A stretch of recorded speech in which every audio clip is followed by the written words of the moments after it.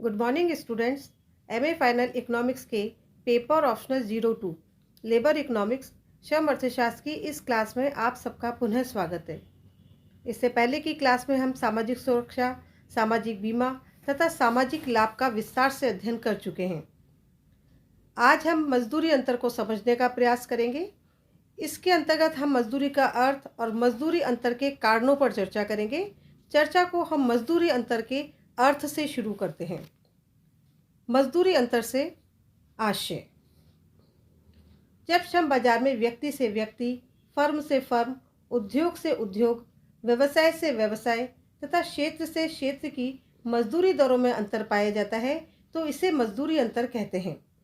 श्रम बाजार में अनेक प्रकार के मजदूरी अंतर पाए जाते हैं, जैसे अंतर व्यक्ति मजदूरी अंतर, अंतर फर्म मजदूरी अंतर, अंतर उद्योग मजदूरी अंतर व्यवसाय मजदूरी अंतर तथा अंतर क्षेत्र मजदूरी अंतर आदि। अंतर व्यक्ति मजदूरी अंतर श्रमिकों की व्यक्तिगत विशेषताओं में अंतर, जैसे आयु, लिंग आदि के कारण उत्पन्न होते हैं। अंतर व्यक्ति मजदूरी अंतर उस समय देखने को मिलते हैं जब एक ही संयंत्र में तथा एक ही व्यवसाय में काम कर रहे श्रमिकों को भिन्न भिन्न मजदूरी दरें दी जाती हैं। उदाहरण के लिए पुरुष व महिला श्रमिकों की मजदूरी में अंतर पाया जाता है। अंतर फर्म मजदूरी अंतर तब उत्पन्न होते हैं जब भिन्न भिन्न फर्मों में एक ही व्यवसाय में काम कर रहे श्रमिकों को भिन्न भिन्न मजदूरी दरें दी जाती हैं। अंतर फर्म मजदूरी अंतर एक क्षेत्र तथा व्यवसाय के विभिन्न संयंत्रों में श्रमिकों के सापेक्षिक स्तर को प्रतिबिंबित करते हैं। अंतर व्यवसाय मजदूरी अंतर उस समय उत्पन्न होते हैं जबकि एक संयंत्र के भिन्न भिन्न व्यवसायों में भिन्न भिन्न मजदूरी दरें दी जाती हैं। अंतर व्यवसाय मजदूरी अंतर एक संयंत्र के विभिन्न व्यवसायिक वर्गों के सापेक्षिक मजदूरी स्तर को प्रदर्शित करते हैं। अंतर क्षेत्रीय मजदूरी अंतर उस समय देखने को मिलते हैं जब एक उद्योग व एक ही व्यवसाय में भिन्न भिन्न भौगोलिक क्षेत्रों में भिन्न भिन्न मजदूरी दरें दी जाती हैं। अंतर क्षेत्रीय मजदूरी अंतर विभिन्न क्षेत्रों के सापेक्षिक मजदूरी अंतर को प्रतिबिंबित करते हैं। अब हम मजदूरी अंतर के कारणों को देख लेते हैं। पहला है विभिन्न व्यवसायों में मजदूरी अंतर के कारण। जब विभिन्न व्यवसायों में काम करने वाले श्रमिकों की मजदूरी दरों में अंतर पाए जाते हैं तो उसे विभिन्न व्यवसायों में मजदूरी अंतर कहते हैं। इस प्रकार के अंतर के दो कारण हैं। पहला है श्रम बाजार में अप्रतियोगी समूहों का होना। श्रम बाजार में समस्त श्रम इकाइयां समरूप नहीं होती हैं। श्रमिकों के शिक्षण, प्रशिक्षण, मानसिक व शारीरिक गुणों की दृष्टि से अंतर पाया जाता है। इन्हीं आधार पर श्रमिकों को विभिन्न समूह में बांटा जा सकता है, जैसे कुशल श्रमिक का समूह, अर्धकुशल श्रमिकों का समूह, अकुशल श्रमिकों का समूह। कुशल श्रमिकों में भी डॉक्टर्स का समूह, इंजीनियर्स का समूह, विश्वविद्यालय के प्राध्यापकों का समूह आदि पाए जाते हैं। एक समूह विशेष के श्रमिकों में प्रतियोगिता पाई जाती है, किंतु विभिन्न समूह डॉक्टर्स, इंजीनियर्स के श्रमिकों में आपस में प्रतियोगिता नहीं पाई जाती है, तो इन्हें अप्रतियोगी समूह कहते हैं। डॉक्टर्स व इंजीनियर्स के प्रशिक्षण व शिक्षा की अवधि लंबी होती है। प्रशिक्षण काफ़ी खर्चीला भी होता है। परिणाम स्वरूप डॉक्टर्स व इंजीनियर्स की पूर्ति मांग की तुलना में कम रहती है, इसलिए इनको अधिक वेतन मिलता है। अकुशल श्रमिकों को किसी प्रकार के प्रशिक्षण की आवश्यकता नहीं होती। प्रशिक्षण पर कोई खर्चा नहीं करना पड़ता। इनकी पूर्ति मांग की तुलना में अधिक होती है। अकुशल श्रमिकों में आपस में प्रतियोगिता पाई जाती है, अतः इनकी मजदूरी अपेक्षाकृत नीची पाई जाती है। अतः स्पष्ट है कि श्रमिकों में अप्रतियोगी समूह होते हैं और इन अप्रतियोगी समूहों को अन्य समूह से ऊंची मजदूरी मिल जाती है, जिससे मजदूरी अंतर उत्पन्न हो जाते हैं। दूसरा है समकारी अंतर। समान योग्यता एवं दक्षता के होने पर भी विभिन्न दरों से मजदूरी दी जाती है, तो ऐसे मजदूरी अंतर को समकारी अंतर कहते हैं। गैर मौद्रिक कारक जो विभिन्न व्यवसायों में मजदूरी अंतर उत्पन्न करते हैं इस प्रकार है। पहला है रोजगार की प्रकृति। जिन व्यवसायों में श्रमिकों का रोजगार अस्थायी तथा अनियमित होता है उनमें मजदूरी की दर ऊंची होती है उन व्यवसायों की तुलना में जिनमें रोजगार स्थायी तथा नियमित होता है। दूसरा है व्यवसाय का जोखिम। कुछ व्यवसाय जोखिमपूर्ण तथा स्वास्थ्य पर प्रतिकूल प्रभाव डालने वाले होने के कारण भी कम आकर्षक होते हैं। ऐसे व्यवसायों में सापेक्षिक रूप से कम श्रम पूर्ति होती है। गैर मौद्रिक लाभ प्राप्त न होने वाले, जोखिमपूर्ण तथा स्वास्थ्य पर प्रतिकूल प्रभाव डालने वाले इन कम आकर्षक व्यवसायों में आवश्यक श्रम पूर्ति प्राप्त करने के लिए अन्य व्यवसायों की तुलना में अधिक मजदूरी दी जाती है। नेक्स्ट बिंदु है सामाजिक प्रतिष्ठा व कार्य की पसंद। जिन व्यवसायों में काम करना प्राय पसंद नहीं किया जाता है अथवा जिनमें काम करने से सामाजिक प्रतिष्ठा कम होती है, ऐसे व्यवसायों में साधारणतः अन्य व्यवसायों की तुलना में अधिक मजदूरी दी जाती है। नेक्स्ट है कार्य का दायित्व एवं उसकी विश्वसनीयता। कार्य का दायित्व एवं उसकी विश्वसनीयता भी मजदूरी के समकालीन अंतर उत्पन्न कर देते हैं। कुछ कार्य ऐसे होते हैं जिनमें ईमानदार, सच्चे, विश्वास पात्र एवं दायित्वपूर्ण श्रमिकों की आवश्यकता होती है। ऐसे कार्य करने वाले श्रमिकों को अन्य श्रमिकों की तुलना में ऊंची मजदूरी दी जाती है। उदाहरण के लिए बैंक के कैशियर को अन्य लिपिकों की तुलना में अधिक वेतन दिया जाता है, जबकि कैशियर के काम की प्रकृति अन्य लिपिकों के काम की प्रकृति जैसी होती है, किंतु कैशियर का काम अधिक उत्तरदायित्वपूर्ण होता है। नेक्स्ट है कार्य की अवधि। कार्य की अवधि संबंधी अंतर भी मजदूरी अंतर उत्पन्न कर देते हैं। जिन व्यवसाय में प्रतिदिन अधिक घंटे काम करना पड़ता है तथा साल भर में बहुत कम छुट्टियां मिलती हैं, उन व्यवसायों में अन्यों की तुलना में श्रमिकों को ऊंची मजदूरी मिलती है। नेक्स्ट है भावी उन्नति की आशा। जिन व्यवसायों में भावी उन्नति के अच्छे अवसर होते हैं, उन व्यवसायों में अपेक्षाकृत नीची मजदूरी मिलती है तथा जिन व्यवसायों में भावी उन्नति के अवसर कम होते हैं, उन व्यवसायों में प्रारंभ में ऊंची मजदूरी दी जाती है। नेक्स्ट है विभिन्न स्थानों के मूल्य स्तर में अंतर। मूल्य स्तर संबंधी अंतर भी मजदूरी में समकारी अंतर उत्पन्न कर देते हैं। बड़े शहरों जैसे कलकत्ता, बम्बई, दिल्ली, अहमदाबाद में छोटे शहरों जैसे जयपुर, आगरा, रोहतक की तुलना में वस्तुओं व सेवाओं की कीमतें ऊंची होती हैं। बड़े शहरों में रहन सहन व शिक्षा की लागतें ऊंची होती हैं, इसलिए छोटे शहरों की अपेक्षा बड़े शहरों में मजदूरी ऊंची होती है।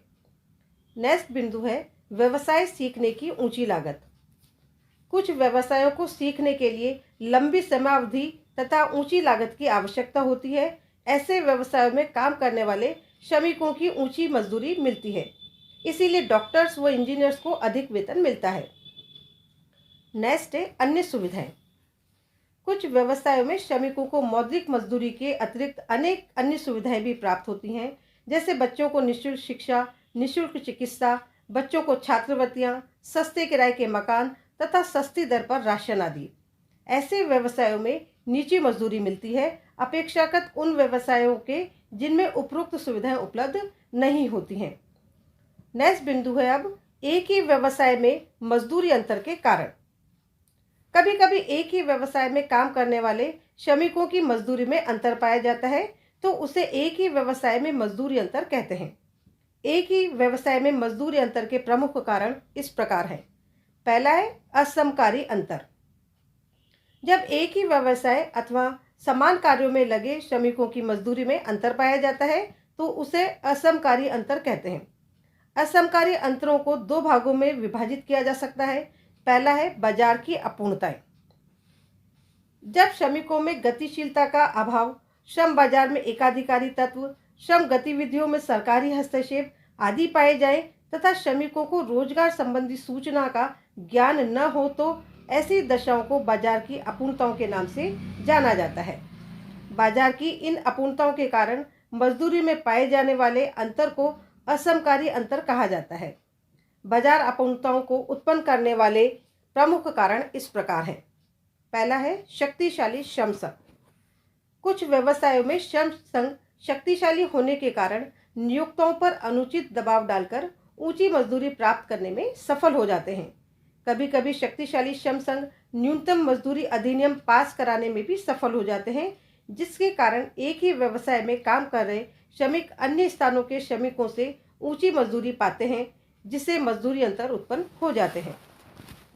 नेक्स्ट बिंदु है श्रम बाजार में एकाधिकार की स्थिति। श्रम बाजार में अपूर्णता का एक कारण क्रेता एकाधिकार, नियोक्ता एकाधिकार अथवा विक्रेता एकाधिकार, श्रम संघ का एकाधिकार की स्थिति का होना है। यदि क्रेता एकाधिकार की स्थिति है तो श्रम क्रेता अपनी इच्छा अनुसार नीची मजदूरी निर्धारित करते हैं।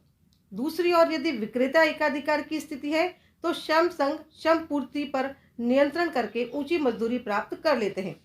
अतः श्रम बाजार में एकाधिकार की स्थिति होने पर भी मजदूरी में असमकारी अंतर उत्पन्न हो जाते हैं। नेक्स्ट बिंदु है सरकार द्वारा कुछ व्यवसायों के लिए न्यूनतम मजदूरी निर्धारित करना। कभी कभी कुछ राज्य सरकारें कुछ व्यवसायों के लिए न्यूनतम मजदूरी निर्धारित कर देती हैं, किंतु उसी व्यवसाय के लिए अन्य राज्यों में न्यूनतम मजदूरी का निर्धारण नहीं किया जाता है। अतः जिस राज्य में न्यूनतम मजदूरी का निर्धारण कर दिया जाता है वहाँ ऊंची मजदूरी होती है, तथा जिन राज्यों में न्यूनतम मजदूरी का निर्धारण नहीं किया जाता वहाँ नीची मजदूरी होती है। अतः न्यूनतम मजदूरी निर्धारण के कारण भी मजदूरी में असमकारी अंतर उत्पन्न हो जाते हैं। नेक्स्ट बिंदु है भौगोलिक अगतिशीलता। अनेक दशाओं में श्रमिक अन्य स्थानों पर ऊंची मजदूरी प्राप्त होने पर भी अपने वर्तमान स्थान को छोड़कर जाना पसंद नहीं करते हैं, तो इसे श्रम की भौगोलिक अगतिशीलता कहते हैं। श्रम की भौगोलिक अगतिशीलता के कारण एक ही व्यवसाय में दो स्थानों की मजदूरी दरों में अंतर उत्पन्न हो जाते हैं। श्रम की भौगोलिक अगतिशीलता के अनेक कारण हो सकते हैं, जैसे श्रमिकों को प्राय अपने मित्रों, संबंधियों एवं जाति वालों को छोड़कर अन्य स्थानों पर जाने के लिए तैयार न होना, आवासीय कठिनाइयों का होना, भाषा, रीति रिवाज एवं खान पान संबंधी कठिनाइयों का आना, बच्चों की शिक्षा में बाधा का आना, नई परिस्थितियों व वातावरण में समायोजन की कठिनाई का होना, वरिष्ठता का लाभ न मिलना आदि। नेक्स्ट बिंदु है कृत्रिम संस्थात्मक अगतिशीलता। कभी कभी कुछ संस्थाएं जैसे श्रम संघ अपने सदस्य श्रमिकों की पूर्ति को सीमित रखने के उद्देश्य से श्रम की गतिशीलता पर कृत्रिम प्रतिबंध लगा देती हैं, तो उसे कृत्रिम संस्थात्मक अगतिशीलता कहते हैं। कृत्रिम संस्थात्मक अगतिशीलता के कारण भौगोलिक अगतिशीलता को और अधिक बल मिलता है। विकसित देशों में श्रम संघ शक्तिशाली होते हैं।